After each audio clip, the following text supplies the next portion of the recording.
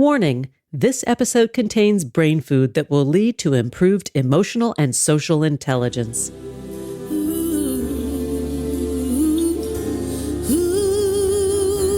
Thanks for tuning in to Harvesting Happiness today for a healthy serving of consciously prepared brain food. This is Lisa Cypers-Kamen, your host. For more than 13 years, I've been handcrafting these sound ideas for better well-being. Each week, I love spotlighting diverse thinkers and doers who are contemporary trendsetters and change agents, devoting their lives to creating a better world in which to live. I invite you to listen up and change the way you think about human happiness.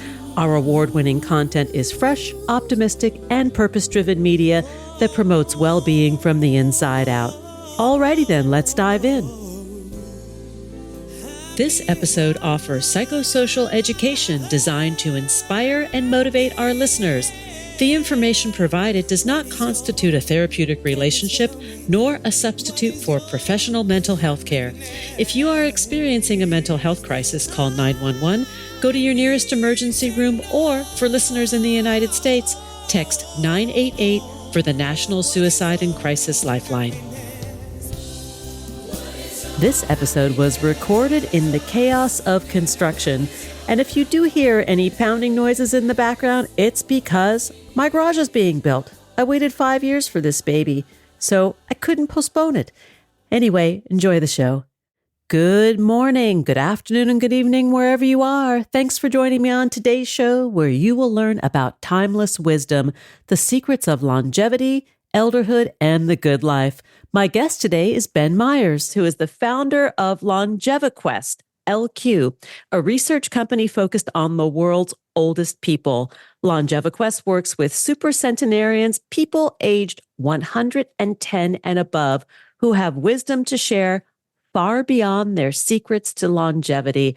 Ben, welcome. I am so excited to have this conversation with you. I'm excited to be here. Nice to be with you, Lisa. Thank you. Well, let's talk about LongeviQuest, why you started it, and what you do over there.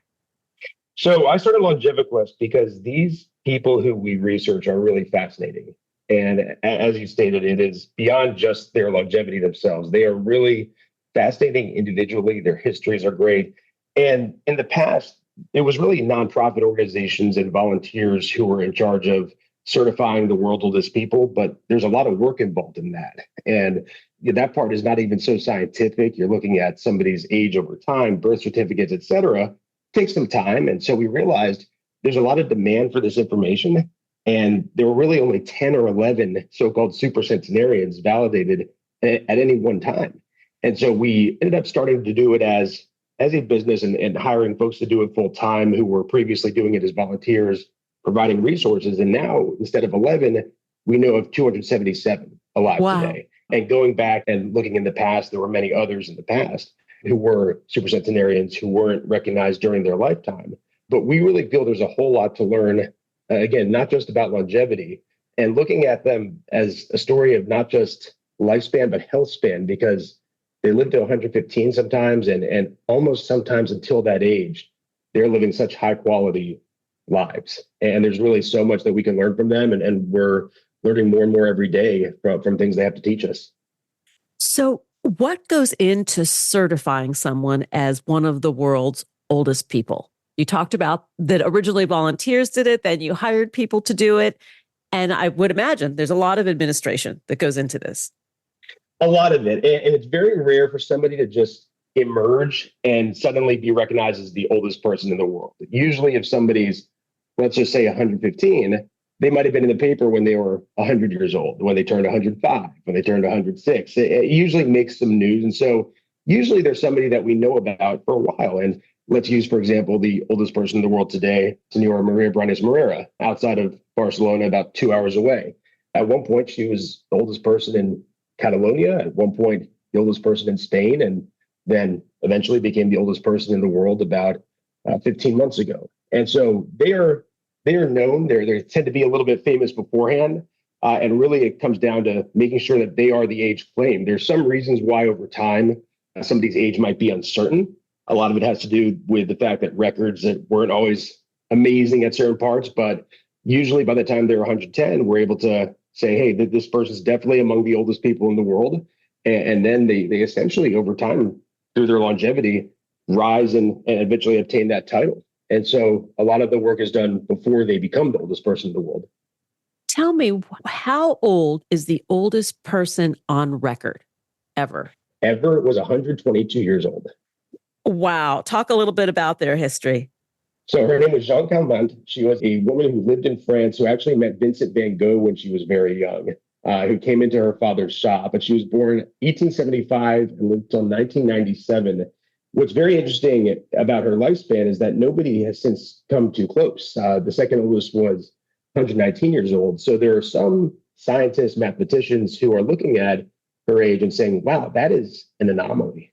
We're really not so sure. But to be frank, the records are extremely clear that she was the age that she was claiming. And she is an anomaly in other ways as well. She was I don't want to give any listeners the wrong message here. She was a chain smoker until a very old age. When she was about 85, there was a 55-year-old neighbor who wanted to buy her place. And there was some agreement where basically he was going to pay to her some sum for basically as long as she was living, and then he would get her place at a discount. Well, she ended up outliving him by 10 years, ended up making a fortune. She was just a very interesting woman and was not somebody who you would look at characteristics-wise behavior as being very good for longevity. But then again, she was a chain smoker, but was riding a bike until she was 110. So just an extraordinary person whose age has since not really come close to being matched. Let me ask a couple of questions about life choices in addition to lifestyle. So this 122-year-old woman, was she married? I think people are probably wondering about that. Yes, but was widowed much longer than she was married. Aha. Did she have kids? Yes. Okay. Because I had a sort of a cheeky theory. Maybe she was never married and she never had kids. But there are some who are like that. Yeah. And there are theories. It's amazing because if you ask a supercentenarian who was married with kids, why they've lived so long, my marriage and my children. If you ask somebody who didn't have it, why have you lived so long? Staying single. Everybody's secret is whatever's worked for them. Well, that's interesting because it speaks to attitude, right? Which is something that your research is highly correlated with longevity, right? It's not just genetics, not just the DNA, but the attitude that person possesses about life and their circumstances. Absolutely. There's, of course, a genetic component, and we see that because there are exceedingly few, if any, supercentenarians who ever pass away or even develop things like cancer. I mean, there is a genetic component which is being researched as well. But the universal trait, I'd say the most common trait, is an optimism. And one thing that we've noticed, and there are some others who do surveys of folks who are a lot younger. We study folks who are 110 and up, but where there's a lot of folks, I'm almost 34, younger than me, who don't really aspire to live to 100. Health is advancing, medicine's advancing, and there's a lot of depression about the state of the world. But these people who are 110 years old today, when they were in their 20s and 30s, the Great Depression, it was a worldwide phenomenon. It was World War II, worldwide phenomenon. A lot of societal metrics, literacy, child mortality were very far behind. And a lot of them had very challenging lives. You could look at a lot of their histories. It was amazing what they've had to go through, but they've maintained a real fortitude and they've looked for things that bring them joy. And I would say that there's a focus on their lives and their families and not such a global focus that you could really find anything to be depressed about, but they try to focus on things to be happy about. And it's tough to quantify somebody as an optimist or a pessimist, but it's probably a universal qualitative characteristic that we've noticed across almost everybody who lives to that age. In going to LongeviQuest's website, there are wonderful stories there. I think that's one of the neat things about the website. You can go and you can look at these stories of people from all over the world that have lived through trials and tribulations. I don't think that people are minimizing the storytellers, or the perspective of these elders.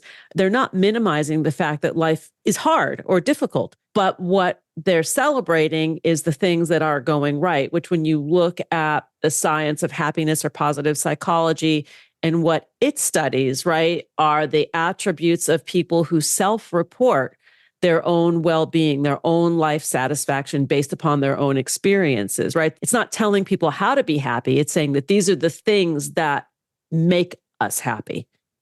Right. It might not be that anybody has to mimic their hobbies, but it is their approach that I think is very admirable. And we are talking about self-reported, but that means a great deal. And there's a lot reported about mind over matter, and there are scientific examples of that.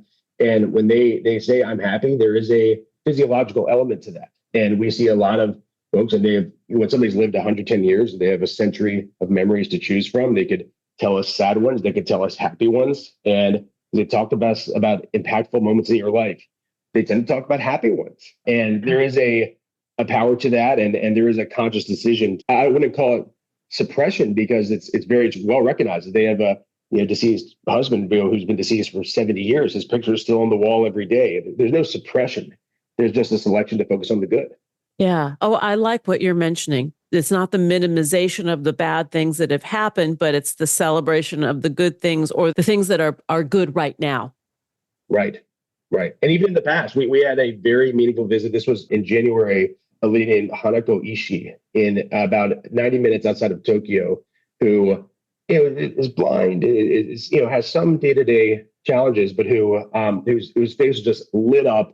I mean, just full of life, vibrant, talking about when she was 8 years old, having a picnic under a tree with her mother. And so we're talking about something 102 years ago, and it's like it happened yesterday. And there is undoubtedly, and you can see it, when you're observing the person talking about this, that there is a physiological benefit to it. Well, that recalling a positive memory and emotion is a positive psychology intervention.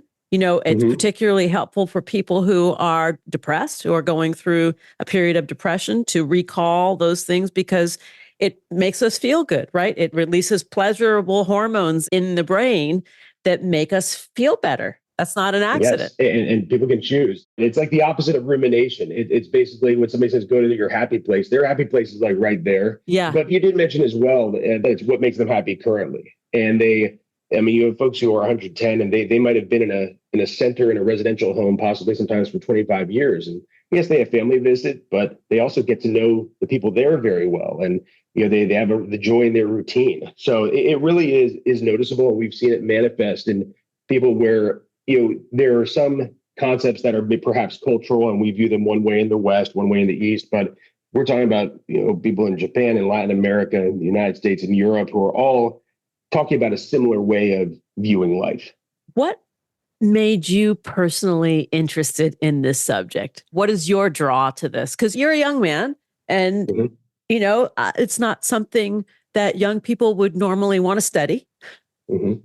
It actually started when I was much younger. Actually, I was a history buff, and I was very curious if this is around 2006, 2007, if there were any veterans still alive from World War I at the time. And there may be 10 of them at the time, and they were all about this age. And I was thinking, wow, it's very interesting how people live this long, it's being tracked.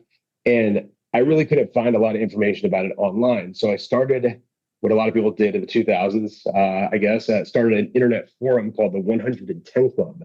And sure enough, there was not, as I mentioned earlier, there was not too much infrastructure or support to this field. And so that ended up for about 15 years being the main place online where this information was stored and discussed and kept. And I would say, aside from just the history information, I was lucky to know 6 of my great grandparents, a lot of whom lived in Gainesville, where I am right now. And I still close to my grandmother lives down the street. It was close to all my grandparents. So there is a joy in dealing with folks like this. And when we go and visit the supercentenarians, they are, our grandmother that day, they are our grandfather, we're their grandkids. They're very special visits. But I think there's a mix of factors, and but getting involved early on and having that community develop on something I started, quite a while ago, made it easy to take it to the next level. It's fascinating. And kudos to you, because I think the world needs to know more about these people. And what we can learn from them. I want to talk a little bit more about the notable characteristics. You talked a little bit about their perception, genetics playing a certain role in this. Is there anything else that we could at least start talking about, and then we can continue when we come back? Sure, absolutely. So, of course, what we talked about are major factors. And then when we look at, aside from that, our other biographical factors. And so one thing we see a lot is that there is a predisposition away from big cities. There is an element where, and the concept of a suburb is not as common elsewhere as it is in the United States. And so we see rural areas are more well represented. One thing that's very interesting, and we compare their statistics sometimes to, versus so 110 and up versus the general population, or 110 and up versus 85 and up, let's say, or 80 and up, whatever it's being cited. So if you look at, for example, alcohol drinkers, just drinking any type, whether it's a glass of wine a day or whether it's a lot more than that or whatever, if you look at supercentenarians versus the average population, there are less alcohol drinkers than supercentenarians. But compared to 80 and up, there are more. For smokers in their life, there are more. So it's an odd effect where there obviously are some other factors involved in that. Beyond that, we are noticing it is folks who are largely live near their family. There's very, very rare for somebody to live past the age of 110 with no close family member. And very frequently it involves grandkids. There's a generation gap. And, folks live past children who might be in their 80s or 90s.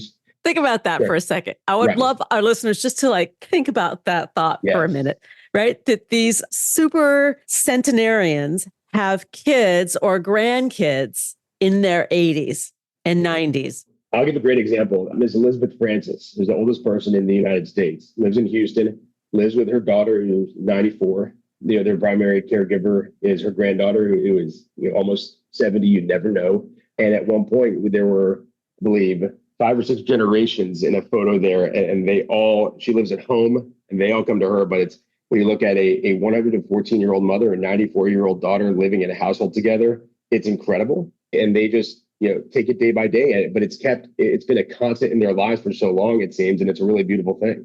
But I want to hit on the intergenerational or multi-generational home, which is something that is foreign to a lot of Americans. Yes. But not to people from other countries, right? 100%. This sense of community and social connection and belonging and continuity of care. Having done it myself, because we took care of a family elder who lived well into her 90s, it's an important thing.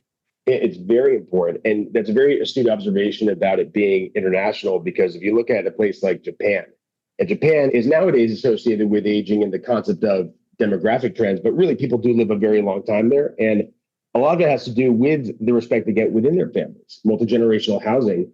And some folks, you look at it, in our culture, it's more aging as a decline. In Japan, they seem to view aging as an ascent. If you look in, you're not put to the corner. You're put at the head of the table. You are more respected over time, and that multi-generational housing keeps them in each other's lives. And it also reduces the amount of, I hate to use this term, but the amount of burden or stress involved in being active on the part of the younger generations. If visiting grandma means an hour drive each way on a weekend day, that's something that a child is not always going to like. But if visiting grandma is, hey, grandma's here every day living in the house with us, they can't help but get a close relationship. It's just, they're just part of their lives. Yeah. And it leads to much closer lifelong relationships. Love this. Let's take a break. And when we come back, we are going to continue the conversation with my guest today, Ben Meyers. To learn more about the work at LongeviQuest or LQ, please go to longeviquest.com. On X, that is at LongeviQuest. Here comes the pause. We'll be right back. Hang on just a second. Before we pause, I want to remind everyone how much stress impacts our lives. And sometimes the day-to-day craziness even impacts our bodies. Think breakouts, bloat, and thinning hairlines. Just like our skin, the condition of our hair reflects our overall health, and there are internal factors that can affect the way our hair looks, feels, and grows. And that's why I use and love Nutrafol. Nutrafol is the #1 dermatologist-recommended hair growth supplement, with over 1 million people seeing thicker, stronger, faster-growing hair with less shedding. Your hair is never just about your hair, and Nutrafol knows that. That's why Nutrafol takes a whole-body approach to hair health, addressing the problems inside to help hair grow on the outside, supporting your lifestyle, not just your hairstyle. Nutrafol has 5 formulas for different lifestyles, including plant-based diets that are tailored to what your hair needs to grow and achieve visible results in 3 to 6 months. Each physician-formulated product is drug-free and made with high-quality ingredients that are clinically tested to multi-target the key root causes of thinning, including stress, nutrition, and lifestyle. I've been using Nutrafol religiously for nearly 2 years. My hair is thicker and healthier because of Nutrafol, and remarkable side benefits include better sleep, improved stress response, and a significant reduction in those pesky menopause symptoms, including hot flashes. No matter your lifestyle or stage of life, Nutrafol is a great solution that targets the root causes of thinning and supports hair growth from within. Simplify your self-care with easy online purchasing, no prescriptions or doctor's visits required, free shipping, and automated deliveries ensure you'll never miss a day. Take the first step to visibly thicker, healthier hair. For a limited time, Nutrafol is offering our listeners $10 off your first month subscription and free shipping when you go to Nutrafol.com and enter the promo code HARVESTING.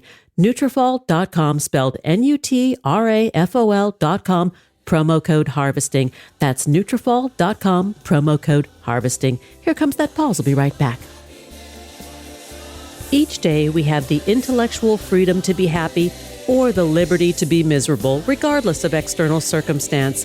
If you or someone you know is struggling with mental health, seek support because good psychological health is vital in the achievement of a happy and satisfying life.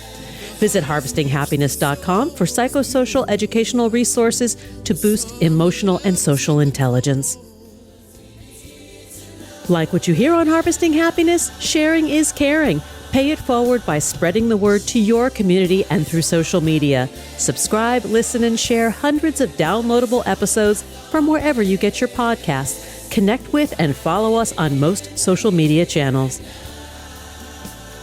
And we're back, continuing the conversation with my guest today, Ben Meyers. We're talking about timeless wisdom, the secrets of longevity, elderhood, and the good life.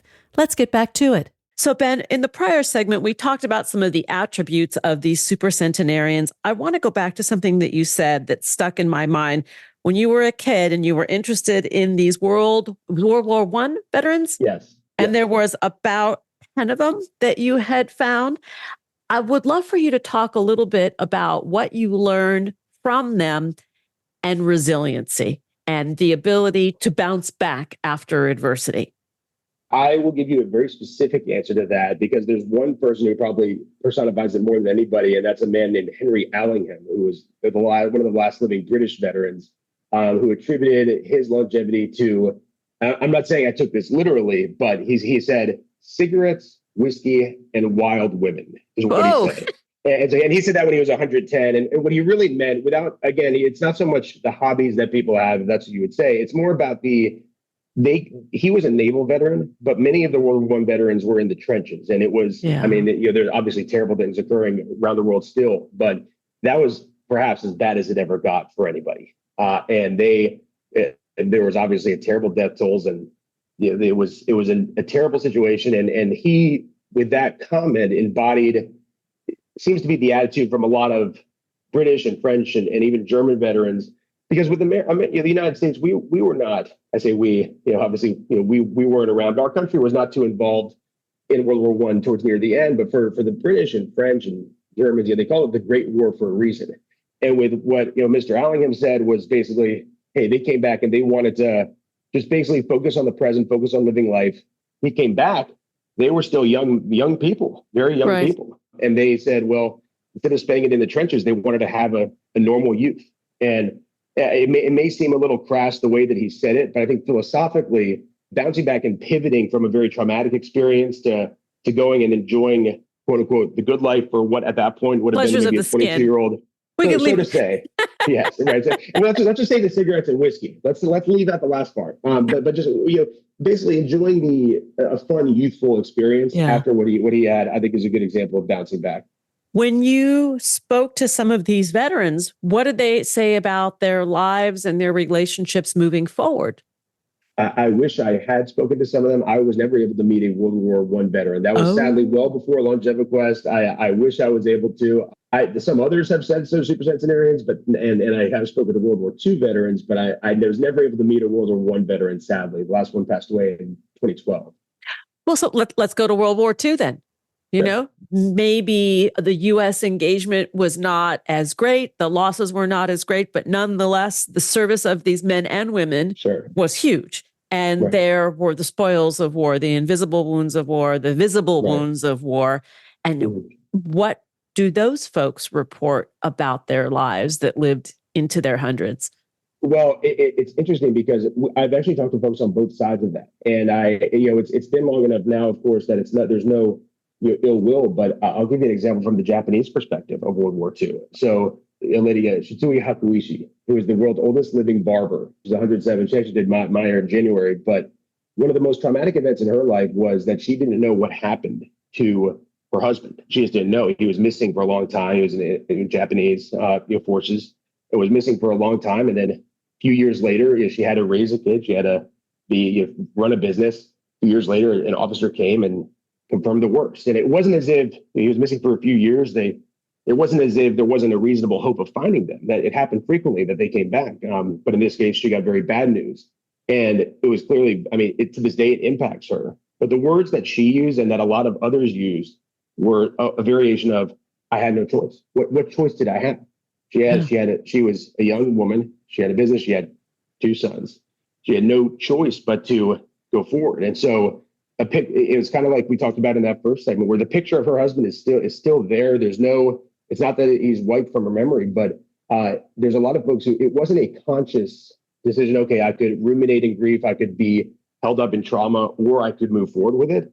It was basically, I really don't have a choice but to move forward. They're kind of one foot in front of the other approach. From the United States, there was a little bit less of that. I think probably because there was such a triumphant atmosphere afterwards. And with Japan, though they rebuilt quickly, there were several years where it was a really not good situation there. But it seems like that folks just really didn't have a thought to let themselves be impacted by it for too long of a period of time. What is resonating for me as you describe these stories as them not whitewashing their trauma, right? No one is trying to erase what happened, but to create some sense of a good life because of it. Right. And I think we learn from that. We should be learning from that. We should, because I think there is sometimes, and I'm now speaking a little bit outside of my realm of expertise. This is much more yours, Lisa, but there is sometimes a temptation, I think, for folks to say, well, I can't forget about that. I can't do this. And keeping a negative attitude almost as a homage to something that you don't want to forget. And these books have learned one way or another to go past that. And there are many theories as to what social media and what all that has done to somebody's psychology. But these folks of this generation seem to have a very healthy attitude about it. We are nearly out of time, and I want to make sure that we do a proper recap of this, because I want listeners to know that we've got some amazing teachers out there in the world. There are how many? 200 and how many? 277 validated right now, and there are probably some more. Yeah, that have a wealth of wisdom to impart to us about living the good life. And I would love for you to recap some of those major points. Sure. So across the world, there are supercentenarians, and throughout their different cultures, the main constant between them is attitude. And you have folks who lived and grew up and came of age in very difficult times, but they still had an optimism that lasts to this day. And we see it in both ways manifest today, where somebody who's 110 years old can speak and be lifted and have stress reduction from talking about something that happened with her mother over a century ago.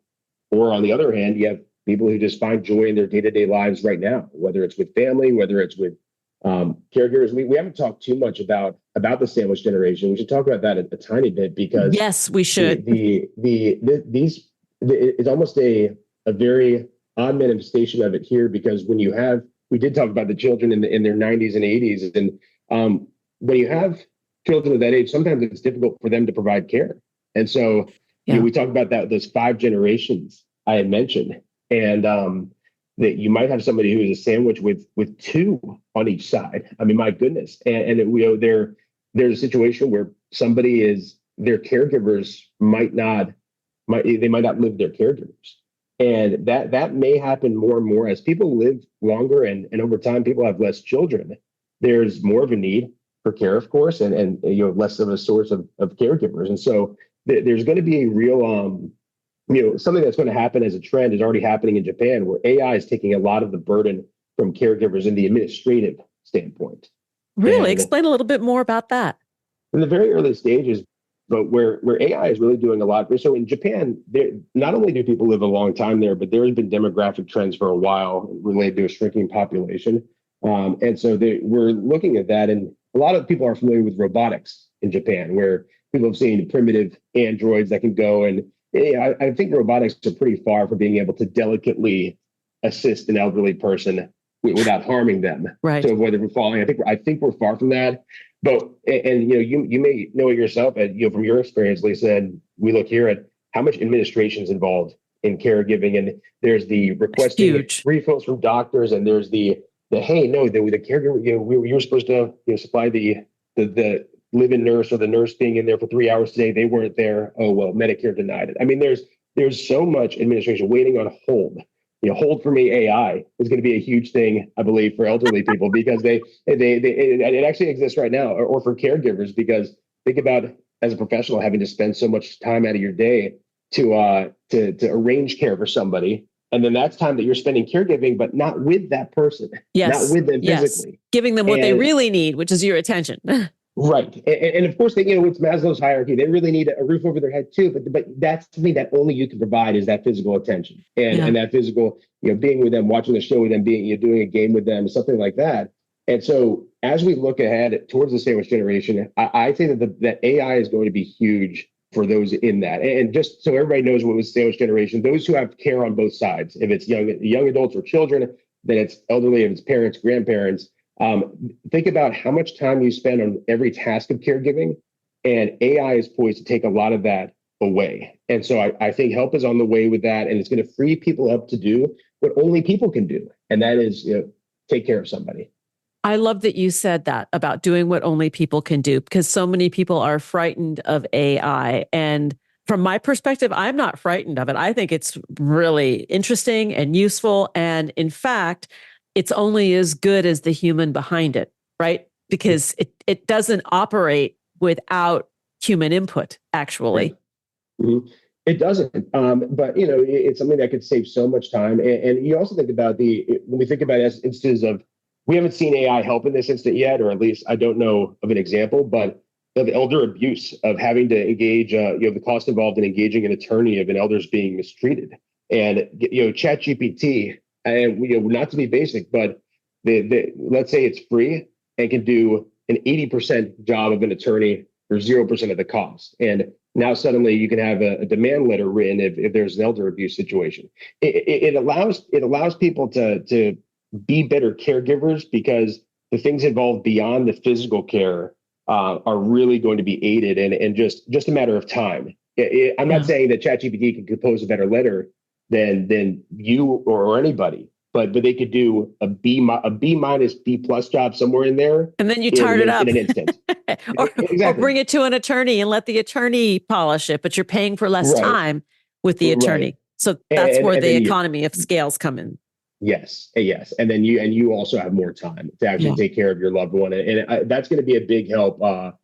Because sandwich generation, that means by default you're in your career. You have the experience, the ability more than anybody to deal with these problems, and so it all falls on it becomes. The studies of caregiving are in the United States.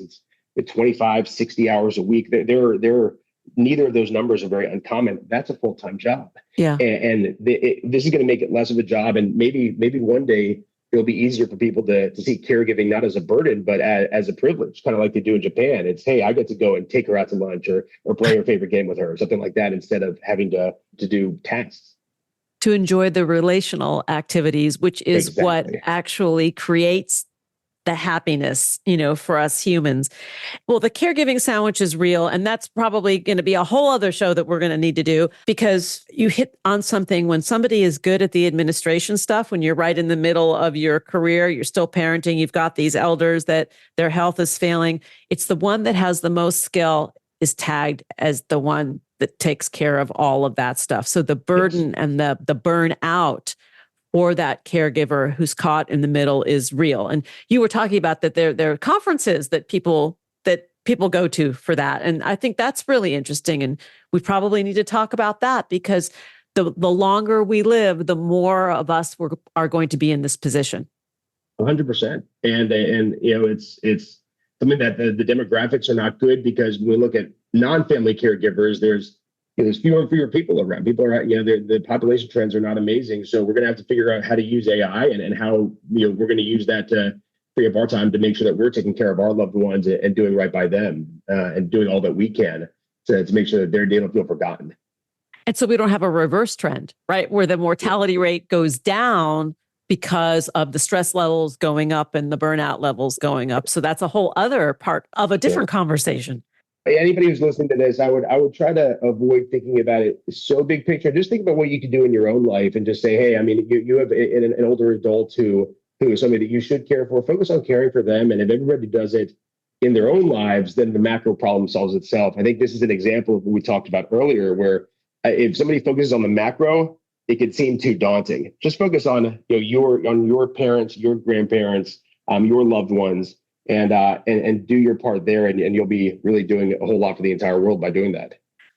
One final question, and that is our longevity statistics rising? We know people are living longer because of medicine, but is it rising exponentially in terms of, no, that's what I thought. Not exponentially. It is a trend. There was a slight decrease with COVID. There is a trend overall. But one thing that's interesting, we were talking about Jean Calment.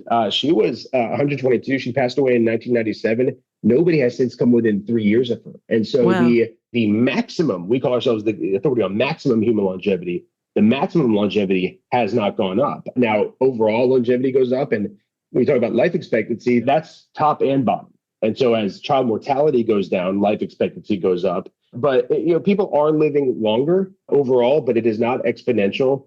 And there's been no real increase in the cap. But that is one reason why, as we discover and get to know more living supercentenarians, we also look at people in the past, because we don't want somebody in 20 years from now to look around this time period and see what we did and see that suddenly there were a lot more people who were 110 and up. What happened in 2022 that suddenly there were so many 110-year-olds than there were before? So we obviously are going back to make sure that we know throughout history. And sure enough, it turns out it was a lot more common for people born in the 1830s to reach the age of 110 than we knew before. And so I would say that the trends are going up, but not in a huge way. And we still haven't figured out how to puncture that maximum of 122 years. Ben Meyers from LongeviQuest, thank you for joining me today. This has been such a fantastic conversation. Definitely food for thought and inspiring. To learn more, please visit longeviquest.com. Once again, that's longeviquest.com. You can also connect with Ben Meyers on X at LongeviQuest. Thank you so much. Thanks for joining us on Harvesting Happiness. This is Lisa Cypers-Kamen on behalf of my guest, Ben Meyers, wishing you kind thoughts, kinder words, and the kindest of actions. Until next time, remember, happiness is an inside job. Happiness is your inside job. Please go out and rock your day, and remember to be kind to one another. Want to take a deeper dive into sound ideas for better well-being? Check out our new bonus edition content, More Mental Fitness by Harvesting Happiness, available exclusively on Medium and Substack. Keep harvesting your own happiness anytime, anywhere from the comfort of wherever you are. Subscribe, listen, and share hundreds of downloadable episodes from wherever you get your podcasts. Connect with and follow us on most social media channels. To learn more about lifestyle management and mental fitness consulting services, please visit harvestinghappiness.com. Harvesting Happiness and More Mental Fitness are produced by me, Lisa Cypers-Kamen, Andrea Mengele, Robin Boyd, Andrea Daly, and the awesome team at Podfly Productions, including Eric Begay, Kimberly Beck, and Alec Guess, in collaboration with TogiNet Radio, KBUU, RadioMalibu.net, and is available on PRX, the Public Radio Exchange.